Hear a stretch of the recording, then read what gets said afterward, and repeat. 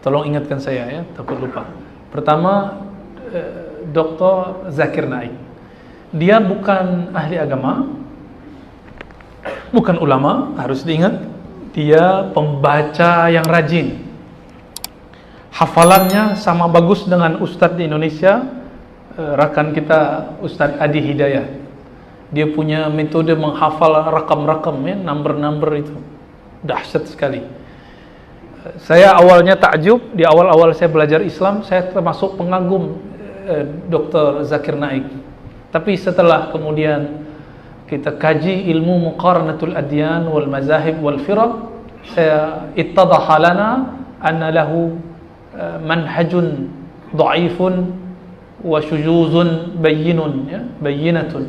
Setelah saya kemudian belajar muqaranah, ada ilmu, satu ilmu fan itu dikaji di Usuluddin, karena saya dulu belajar di Usuluddin, ilmu muqaranatul adyan, ilmu perbandingan agama-agama mazhab. Pemikiran, mohon maaf, Zakir Naik tidak satupun sesuai dengan metodologi yang telah ada dalam ilmu ini. Ternyata beliau terinspirasi oleh, inspired by Ahmad Deedat. Tapi Ahmad Deedat tidak sekeras dia. Kenapa? Dia berani bawa kitab-kitab Veda, berani bawa kitab-kitab Bible dengan serampangan. Lalu dia buat tafsir sendiri. Nah, ini yang bahaya. Dalam Islam pun ada yang punya otoritas tafsir, yaitu ulama ahli tafsir. Apalagi di golongan kawan-kawan kita, saudara-saudara yang beda agama itu. Mereka punya lembaga khusus pentafsir. Orang aktivis, bahkan doktor teologi Kristen Katolik tidak boleh mentafsir jika dia belum diiktiraf oleh lembaganya. Lalu tiba-tiba Dr. Zakir Naik kemudian menafsirkan sendiri. Maka di India dia terkena konun perundang-undangan apa? Mencemarkan, merusak agama lain. Itulah sebabnya beliau dilarang masuk, pulang kampung. Kasihan ya. Saya kasihan mendengar, saya sedih. Sebagai saudara sesama muslim, kita ikut sedih.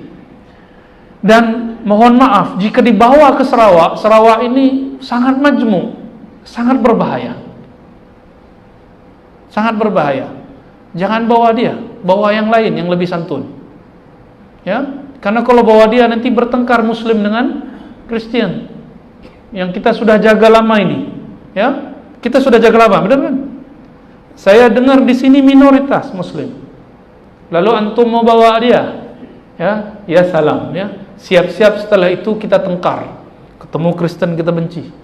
Ya Rabb, kita tidak boleh benci makhluk. Kenapa? Hadisnya irhamu man fil ardi yarhamukum man fis sama. Kemana-mana kita sampaikan hadis ini. Sayangi makhluk di bumi, makhluk yang di langit, malaikat-malaikat cinta kamu.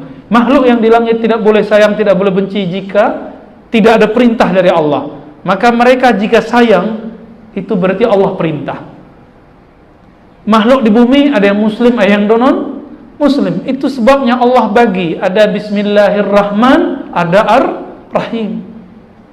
Rahman itu untuk semua. Buka tafsir Imam Fakhruddin Razi, tafsir Imam Nukasir Baydawi. Apa kata mereka? Rahman untuk semua. Mau muslim, mau kafir, semuanya dapat rezeki dari Allah. Benar tak? Maka orang-orang non muslim pun dapat rezeki, dapat sehat, dapat kaya.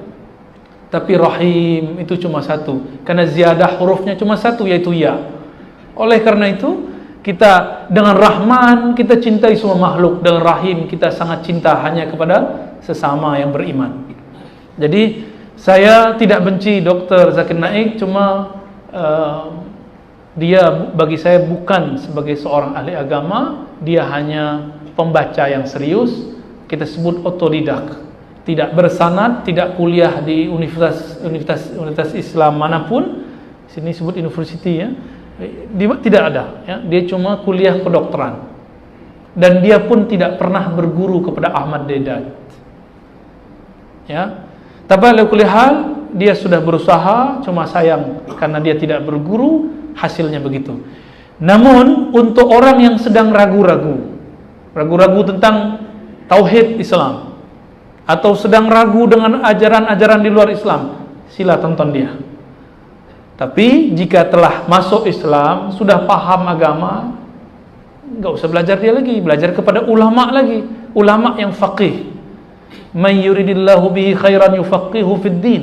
Siapa yang Allah kehendaki dia dapat keberkahan, kebaikan, kebahagiaan, kejayaan, maka Allah yufaqih, Allah akan dorong dia, gabungkan dia, satukan dia dengan orang-orang yang faham agama, sehingga dia faham agama. Semoga kita termasuk itu. Amin ya rabbal alamin ya.